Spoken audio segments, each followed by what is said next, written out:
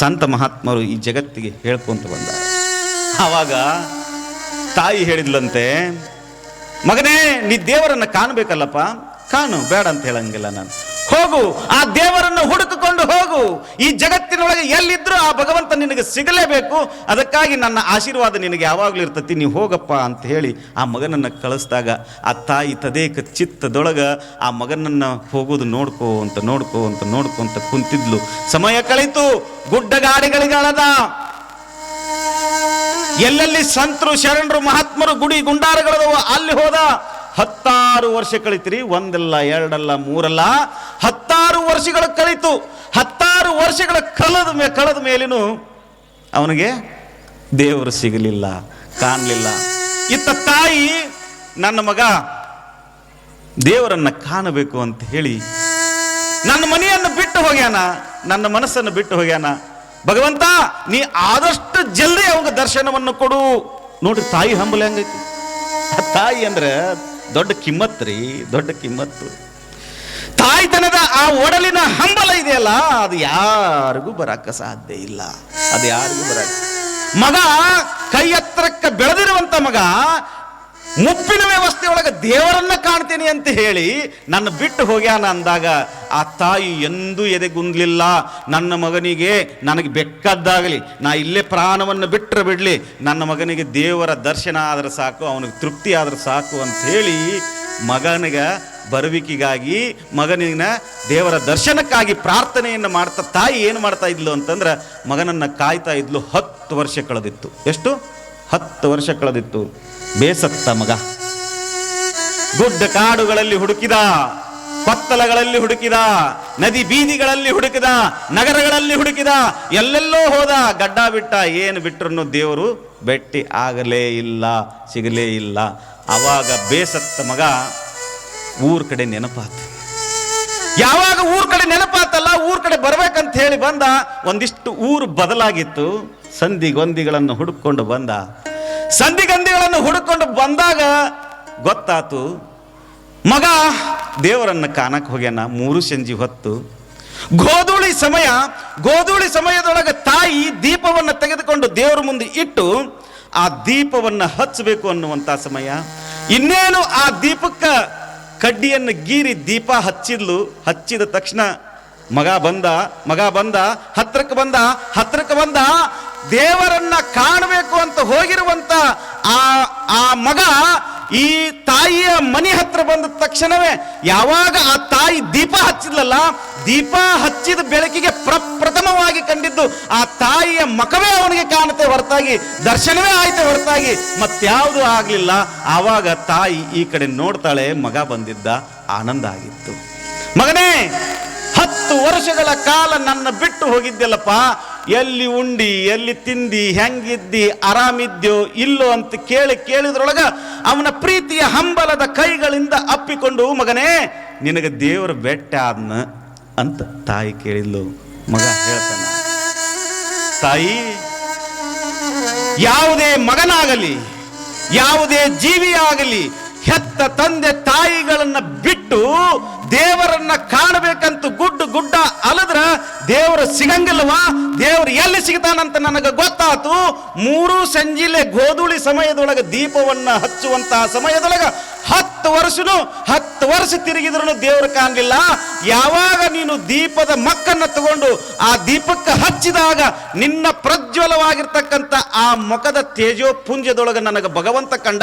ಇದ್ದ ದೇವರನ್ನು ಬಿಟ್ಟು ಸುಮ್ಮನೆ ಎಲ್ಲೆಲ್ಲ ಹುಡ್ಕೊಂತ ಹೋದ್ನೆಲ್ಲ, ನೀನೇ ನನಗೆ ಸಾಕ್ಷಾತ್ ದೇವರು ಅಂತ ಹೇಳಿ ತಾಯಿಗೆ ಕಾಲಿಗೆ ನಮಸ್ಕಾರವನ್ನ ಮಾಡಿದಂತೆ ಮಗ. ಮತ್ತೊಂದು ದೇವರಿಲ್ಲ ಅನ್ನುವಂಥದ್ದನ್ನು ನಾವು ಕಾಣ್ತೇವೆ. ಹಾಗೇನೆ ಇಲ್ಲಿ ಮಗ ಇಡೀ ದೇಶವನ್ನು ಸುತ್ತಿ ಬಂದರೂ ಕೂಡ ಭಗವಂತನನ್ನು ಕಾಣಲಿಕ್ಕೆ ಆಗಲಿಲ್ಲ. ಸಂಜೆಯ ಸಮಯದಲ್ಲಿ ಆ ದೀಪದ ಬೆಳಕಿನ ಆ ಒಂದು ಛಾಯೆಯ ಒಳಗಡೆ ತಾಯಿಯ ಆ ಮುಖವನ್ನು ನೋಡಿದಾಗ ಆ ಭಗವಂತನ ದರ್ಶನ ಆಯಿತು. ತಾಯಿ ನನಗೆ ನನ್ನ ತಪ್ಪನ್ನು ಮನ್ನಿಸಿ ಅನ್ನುವಂತಹ ಮಾತನ್ನು ಮಗ ಹೇಳಿದಾಗ ತಾಯಿಯ ಹೆತ್ತ ಕರಳೊಳಗ ಏನಾಗಿತ್ತು ಅಂತಂದ್ರೆ ಮತ್ತೆ ಮುಂಗಾರು ಮಳೆ ಬಂದಂಗಾಗಿತ್ತು. ತಾಯಿ ಅಂತಂದರೆ ಬಹಳ ದೊಡ್ಡವಳು. ತಾಯಿ ಅಂತಂದರೆ ಅದಕ್ಕೆ ಕಿಮ್ಮತ್ತು ಕಟ್ಟಕ್ಕಾಗಂಗಿಲ್ಲ. ಇಲ್ಲಿ ಯಾರಾದರೂ ನಿಮ್ಮ ತಂದೆ ತಾಯಿಗಳನ್ನು, ನಿನ್ನ ತಂದೆ ತಾಯಿಗಳಿಗೆ ನೋವು ಮಾಡೋರು ಇದ್ರ, ಅಕಸ್ಮಾತ್ತಾಗಿ ನೀವು ನೋವು ಮಾಡಿದ್ರೆ ಇನ್ಯಾವತ್ತೂ ಮಾಡಕ್ಕೆ ಹೋಗ್ಬೇಡ್ರಿ.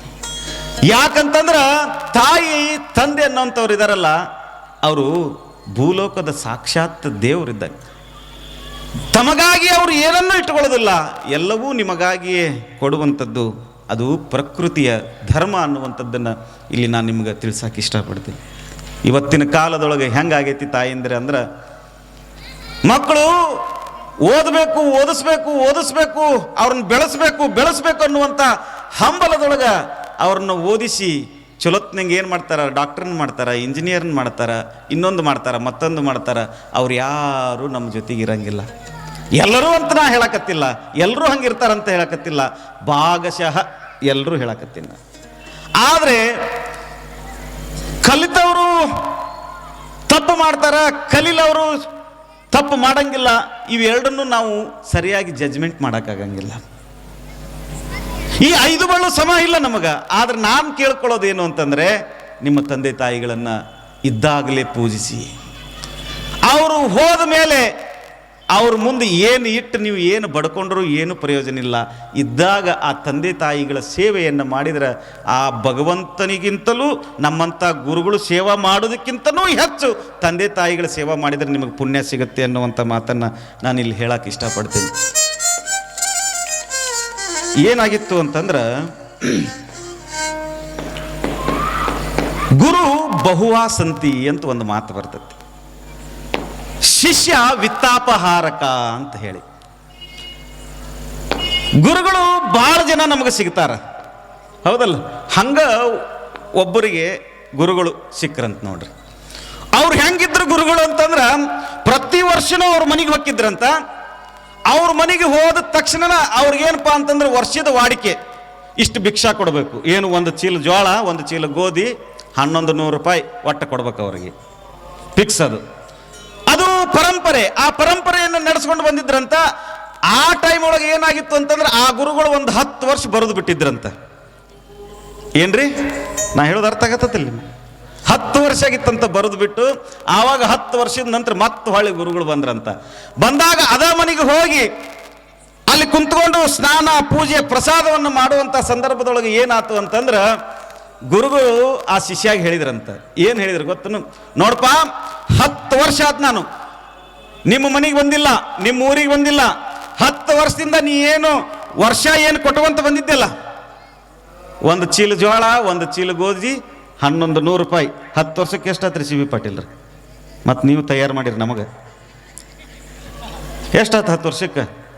10, 10, 20, ಅದಕ್ಕೆ ಮತ್ತೆ 10, 30, 11, 11, 10, 11,000, 1100, 11 ರೂಪಾಯಿ ಆಯ್ತು.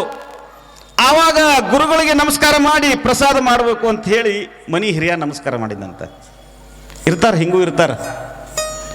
ನಮಸ್ಕಾರ ಮಾಡಿದಾಗ ಆ ಗುರುಗಳು ಹೇಳಿದ್ರಂತ, ಇಲ್ಲಪ್ಪ ನಾನು ಪ್ರಸಾದ ಮಾಡಂಗಿಲ್ಲ, 10 ವರ್ಷದ್ದು ಏನೈತಿ ಅದನ್ನು ಕೊಟ್ಟರಷ್ಟ ಪ್ರಸಾದ ಮಾಡ್ತೀನಿ, ಇಲ್ಲಕ್ಕಂದ್ರೆ ಪ್ರಸಾದ ಮಾಡೋದಿಲ್ಲ ಅಂದಾಗ ಆ ಹಿರಿಯಾಗ ಮನಸ್ಸಿಗೆ ನೋವು ಆತಂತ. ಗುರುಗಳ ಮಳಿ ಆಗಿಲ್ಲ, ಬೆಳಿ ಇಲ್ಲ, 11 ವರ್ಷ ಆಗಿತ್ತು, ನೀವು ಬರೋಲ್ಲ, ಈಗ ಬಂದಿರಿ. 11 ವರ್ಷದ ಕೂಡಿ ಕೊಡ್ಬೇಕಂದ್ರೆ 7, 11 ಆಗಿತ್ತು, ಎಲ್ಲಿ ಕೊಡಕ್ಕೆ ಸಾಧ್ಯ ಐತಿರಿ? ಈಗ ಏನೈತಿ ಅದನ್ನು ತೃಪ್ತಿ ಪಟ್ಕೊಂಡು ಪ್ರಸಾದ ಮಾಡ್ರಿ. ನಾ ಪ್ರಸಾದ ಮಾಡಂಗಿಲ್ಲ ಅಂದ್ರಂತವ್ರು. ಆವಾಗ ಸಸಿ ಅಲ್ಲೇ ಕೇಳಿಸ್ಕೋ ಅಂತ ನಿಂತಿದ್ಲಂತ. ಸಸಿ ಮಾವಿಗೆ ಹೇಳಿದ್ಲಂತ, ಅಜ್ಜಾರ, ಮಾವಾರ, ನಾ ದೀರ್ಘದಂಡ ನಮಸ್ಕಾರ ಹಾಕ್ತೀನಿ ಸರಿ ನೀವು ಅಂದ್ಲಂತಗಿ. ಯಾರು? ಸಸಿ. ದೀರ್ಘದಂಡ ನಮಸ್ಕಾರ ಹಾಕ್ತೀನಿ ಅಂದ್ರೆ, ಆಯ್ತು ಯವ್ವ, ಗುರುಗಳು ಬಂದಾರ, ಹಾಕು, ನೀವು ಉಂಟು ಗುರುಗಳು ಉಂಟು ಅಂತೇಳಿ ಮಾವ ಹೊರಗೆ ಹೋಗಿ ಅಷ್ಟ ಬೇಕಾಗಿತ್ತಂತ ಅವಂಗ. ಹಾಕಿ ಬಂದು ದೀರ್ಘದಂಡ ನಮಸ್ಕಾರ ಹಾಕಿ, ಗುರುಗಳ ಪ್ರಸಾದ ತಗೋರಿ, ಹೊಡ್ತುಂಬ ಪ್ರಸಾದ ಮಾಡ್ರಿ. ನಿಮ್ಮ ಮಾವು ಹೇಳಿ ಗೊತ್ತೈತಿಲ್ಲ ನಿನಗೆ, ಕೇಳ್ತಿಲ್ಲ ನಿನಗೆ ಅಂತಂದಂತವ. ಕೇಳೈತ್ರಿ ಅಂದ್ಲಂತಕಿ. ಕೇಳೈತಿ ಅಂದ ಮೇಲೆ ಮತ್ತೆ ಅದನ್ನ ಕೊಟ್ಟಾಗ ಮುಂದೆ ಅಂದಂತ ಗುರುಗಳು. ಆವಾಗ ಸೊಸಿ ಅಂದ್ಲಂತ, ಗುರುಗಳ ವರ್ಷ ಬಂದಾಗ ಏನೇನು ಮಾಡ್ತಿದ್ರಿ ನೀವು? 10 ಹೋಳಿಗೆ, 10 ಸ್ಯಾಂಡಿಗೆ, 10ಗೆ ಹಪ್ಪಳ, ತುಪ್ಪ, ಅನ್ನ, ಸಾರು ಎಲ್ಲ ಉಂತಿದ್ರಿ. 10 ವರ್ಷದ್ದು ಏನೈತಿ ಒಮ್ಮಕ್ಳೆ ಉಣ್ರಿ, ಎಲ್ಲ ಕೊಡ್ತೇನೆ. ಅರ್ಥ ಆಯ್ತು ನಾನು ಹೇಳುದು? ನಮ್ಮ ಮನೆ ಕಡೆ ನಮ್ಮ ಮಾವ ನಮ್ಮನ್ನ ಬಹಳ ಚಲೋ ದುಡ್ದಿಟ್ಟಾರ್ರಿ, ನಿಮ್ಗೇನು ದೊಡ್ಡದಲ್ಲ, ನೀವು ವರ್ಷ ಬಂದು ಏನು ಅಂತಿದ್ದೆಲ್ಲ 10 ವರ್ಷದ ಒಮ್ಮಕ್ಳೇ ಉಣ್ಬೇಕು, ನಾ ಕೊಡ್ತೇನೆ ಅಂತ ಅಂದ್ರಂತಕಿ. ಬರಬ್ಬರೇ ಅಂದ್ರಂತ ಗುರುಗಳು. ವಿಚಾರ ಮಾಡಿದ್ರು ಗುರುಗಳು, ಈಕಿ ಚಲೋ ಕೂಡಿ ಹೇಳಲಕ್ಕಿ ಅಂದ್ರಂತವ್ರು. ಚಲೋ ಕೂಡಿಲ್ಲಲ್ಲ, ಭಾಳ ಬೆರಕಿದ್ದಂಗ ಅದಲ್ಲ ಈಕಿ, ಒಂದು ಸ್ವಲ್ಪ ಚಲೋ ಚಾಲಾಕಿ ಸೊಸಿ ಬಂದಾಳ ಮನೆಗೆ ಅಂದ್ರಂತ ಗುರುಗಳು. ತೋರಿ ಗುರುಗ ನೀವು ಅಷ್ಟು ತಿಂದ್ರಿ ಅಂತಂದ್ರ ಈ ಸದ್ಯ ಬಂದವ. ಗುರುಗಳು ಅಳ್ಳಾಡ್ಲೇ ಇಲ್ಲ ಅಂತ ಅತ್ತಾಗಿತ್ತ. ಹೋಲ್ ಬಿಡು, ಆಗಿದ್ದಾಗ್ಲಿ ನಮಸ್ಕಾರ ಮಾಡುವ. ಶಿವಯೋಗಿನಿ ಸಂತೃಪ್ತೋ ತೃಪ್ತೋ ಭೌತಿ ಶಂಕರ ಸಂತೃಪ್ತ ತನ್ಮಯಂ ವಿಷಂ ತೃಪ್ತಿಮೇತಿ ಚರಾಚರಂ ಸಾಂಬ ಜೈ ನಮ ಪಾರ್ವತಿ ಶಿವ ಹರ ಹರ ಮಹಾದೇವ್ ಅನ್ನದಾತ ಸುಖೀ ಭವ ಸರ್ವೇ ಜನ ಸುಖಿನೋ ಭವಂತು ಅಂತೇಳಿ ಗುರುಗಳು ಹಿಂಗೆ ತಗೊಂಡು ಪ್ರಸಾದ ಮಾಡಕತ್ತರು. ಪ್ರಸಾದ ಮಾಡೋ ಹೊತ್ನ್ಯಾಗ ಖುಷಿ ಆದ್ಲು. ಸೊಸಿ ಮಾವನ ಕಡೆ ನೋಡಿದ್ಲು. ಮಾವ ಹಿಂಗೆ ಗೋನ್ ಹಾಕಿದ. ಹಾಕಿ ಇನ್ನೇನು ಒಳಗೆ ಹೋಗಿ ತುಪ್ಪ ತಗೊಂಡು ನೀಡೂಲೊಳಗನ ಹಾಕಿ ಹೊಸ ಬಂಗಾರ ಉಂಗಾರ ಹಾಕೊಂಡು ಬಂದಿದ್ಲು. ಗುರುಗಳು ತಾಟ್ನ ಬಿದ್ದುಬಿಡ್ತು ನೋಡ್ರಿ. ಗುರುಗಳು ತಾಟ್ನ ಬಿದ್ದ ತಕ್ಷಣ ಗಪ್ಪನ ಹಿಡ್ಕೊಂಡ್ರು ಗುರುಗಳು. ಸಿಕ್ಕಳಿಕಿ ಅಂತೇಳಿ 2 ತೊಲಿ ಉಂಗ್ರ ಇತ್ರಿ ಗೌಡ್ರದು. 2 ತೊಲಿ ಉಂಗ್ರ ಗಪ್ಪನ ಸಿಕ್ಕಳು. 11 ವರ್ಷದ್ದು, 11 ಚೀಲ ಜ್ವಾಳ, 11 ಚೀಲ ಗೋಧಿ, 11 ಚೀಲ ಕುಸುಬಿ, ಉಳಿದಿದ್ದು 11,1111 ರೂಪಾಯಿ. ಅದಕ್ಕಿಂತ ಹೆಚ್ಚಿಗಿದ್ ಬಂತು ಅಂದ ತಕ್ಷಣ ಎದಿ ಹಿಡ್ಕೊಂಡ್ಲಿಕ್ಕೆ ಯಾರು ಸೊಸಿ, ಇವರಿಬ್ಬರು ಗದ್ದಲಾಗ ನಾ ಬಂದು ಸಿಕ್ಕೊಂಡಲ್ಲ ಹೋಮಾರ ಅಂದ್ಲಕ್ಕಿ. ಸುಮ್ಮನೆ ಹೋಗಿದ್ರೆ ಮುಗಿದು ಹೊಕ್ಕಿತ್ತ 2 ತೊಲಿ ಬಂಗಾರ, ಏನು ಮಾಡೋದು? ಅವಾಗ ಗುರುಗಳು ಗಪ್ಪನ ಉಂಗ್ರ ಹಿಡ್ಕೊಂಡು ಸೊಸಿ ಹೇಳ್ತಾಳ, ತಾಟ್ನಾಗ ಬಂದಿದ್ದೆಲ್ಲ ನನಗ, ನಾವು ಒಂದಾಗ ಪ್ರಸಾದನು ಬಿಡೋಂಗಿಲ್ಲ, ಎಲ್ಲ ಸ್ವಚ್ಛಗ ತೊಳೆದು ತಾಟ ತೊಳೆದು ಕುಡಿದು ಬಿಡ್ತೀವಿ, ತಾಟ್ನ್ಯಾಗ ಏನು ಬಿದ್ರು ನಮಗ ಅಂತಂದ್ರು. ಗುರುಗಳು ಗುಪ್ಪನ ಏನು ಮಾಡಿದ್ರು, ಗಪ್ಪನ ಉಂಗ್ರ ನುಂಗಿದ್ದು. ಸೊಸಿ ವಿಚಾರ ಮಾಡಿ ಕತ್ತಿದ್ಲು. ಅತ್ತಾಗಿತ್ತಾಗ ವಿಚಾರ ಮಾಡಿದಕ್ಕನ ದಡಗ್ನ ಒಂದು ಚಮಚ ಬಿಟ್ಬಿಟ್ಲು ನೋಡ್ರಿ. ದಡಗ್ಗ ಚಮಚ ಬಿಟ್ಟು ಸಾಂಬ ಜೈ ನಮ ಪಾರ್ವತಿ ಶಿವ ಹರ ಹರ ಮಹಾದೇವ ಅಂದ್ಲು. ಅಪ್ಪ ಅವರು ತಟ್ಟ್ಯಾಗ ಬಿಟ್ಟಿದ್ದು ಏನೂ ಬಿಡಂಗಿಲ್ಲ. ಚಮಚ ಇಷ್ಟುದ್ದ ಐತಿ, ಅದನ್ನ ಕಟ್ ಮಾಡಿ ತಗೊಂತಿರೋ ಅಥವಾ ಹಂಗ ತುರ್ಕೊಂತಿರೋ, ಒಟ್ಟು ಬಿಡಬೇಡ್ರಿ, ಅದನ್ನ ತಗೋರಿ. ಗುರುವ ಬಹುವಾ ಸಂತಿ ಶಿಷ್ಯ ವಿತ್ತಾಪಹಾರಕ. ಆವಾಗ ಗುರುಗಳಿಗೆ ದಿಗಲ ಬಡಿತು. ಚಮಚೆ ನುಂಗಬೇಕು, ಇಲ್ಲ ಬೆಳಗ್ಗೆ ಎದ್ದು ಅದನ್ನು ತೆಗೆದು ಕೊಡಬೇಕು. ನುಂಗೇ ಬಿಟ್ಟಿದ್ರು ಅವರು, ನುಂಗೇ ಬಿಟ್ಟಿದ್ರಿ. ಸಿಗಬಾರ್ದ ಸಿಕ್ಕತ್ತಿ 11 ವರ್ಷದ್ದು 2 ತೊಲಿ ಉಂಗ್ರ ನುಂಗೇ ಬಿಟ್ಟಿದ್ರು. ಅವಾಗ ಹೇಳಿದ್ರು ಗುರುಗಳ ಉಂಗ್ರ ಒಂದ ಅಲ್ರಿ, ಚಮಚೆನೂ ಐತಿ, ಏನು ಮಾಡ್ತೀರಿ? ತವಡೆ ಅಂತ ತೆಗೆದು ಆಕಿ ಕೊಟ್ಟು ಚಲೋ ಕೂಡಿ ಬಿಡುವ. ಗುರು ಬಹುವಾಸಂತಿ ಶಿಷ್ಯ ವಿತ್ತಾಪಹಾರಕ. ಇದು ಜೀವನದೊಳಗೆ ನಡೆಯುವಂತ ಕೆಲವೊಂದಿಷ್ಟು ಘಟನೆಗಳು. ಅದನ್ನು ಸುಮ್ಮನೆ ಹಂಗ ನಿಮಗೆ ಏನಪ್ಪಾ ಅಂತಂದ್ರೆ ಒಂದಿಷ್ಟು ತಮಾಷೆಯಾಗಿ ಹೇಳದೆ ನಾನು. ಪುಣ್ಯಾತ್ಮರೇ, ನಾವು ತಿಳ್ಕೊಳ್ಬೇಕಾಗಿರೋದಿಷ್ಟೇ. ಎಚ್ಚರ ಸ್ವಾಮಿಯ ಜಾತ್ರಾ ಮಹೋತ್ಸವದೊಳಗೆ ನಾವೆಲ್ಲರೂ ಭಾಗಿಯಾಗೇವಿ. ಈ ವರ್ಷದ ಪುರಾಣ ಬಹಳ ಚಲೋ ನಡ್ಕೊಂಡು ಹೊಂಟೈತಿ. ಪ್ರವಚನ, ಜೀವನ ದರ್ಶನ ಪ್ರವಚನ ಬಹಳ ಚಲೋ ನಡ್ಕೊಂಡು ಹೊಂಟೈತಿ. ಎಲ್ಲ ತಾಯಂದರಿಗೆ, ಶರಣ ಬಂಧುಗಳಿಗೆ ನಾನು ಕೇಳ್ಕೊಳ್ಳೋದಿಷ್ಟೇನೆ, ಇನ್ನೂ ಹಲವಾರು ವಿಷಯಗಳನ್ನು ನಿಮ್ಮ ಮುಂದೆ ಇಡಬೇಕಾಗಿತ್ತು. ನಾನು ಇವತ್ತು ಪ್ರಸ್ತಾಪ ಮಾಡ್ತೇನೆ ಅದನ್ನು. ಮೊನ್ನೆ ದಿವಸ ಆ ವಿಷಯವನ್ನು ಹೇಳ್ಬೇಕಂತ ಮಾಡಿದ್ನಿ, ಅದನ್ನು ಬಿಟ್ಟು ಬೇರೆ ವಿಷಯಗಳನ್ನು ತಗೊಂಡೇನಿ ನಾನು. ಅದಕ್ಕೆ ಇಲ್ಲಿ ಇದ್ದ ಹಿರಿಯವ್ರಿಗೆ, ಅಜ್ಜವ್ರಿಗೆ ನಾ ಕೇಳ್ಕೊಳ್ತೇನೆ. ನನಗೊಂದು ಚೀಟಿ ಬಂದೈತಿ ಇಲ್ಲಿ. ಅಜ್ಜರ, ನೀವು ವೀರಭದ್ರೇಶ್ವರ ಜಾತ್ರಾ ಮಹೋತ್ಸವಕ್ಕೆ ಬಂದಾಗ ರೈತರು ಮತ್ತು ಆರೋಗ್ಯದ ಬಗ್ಗೆ ಬಹಳ ಚಂದ ಮಾತಾಡಿದ್ರಿ.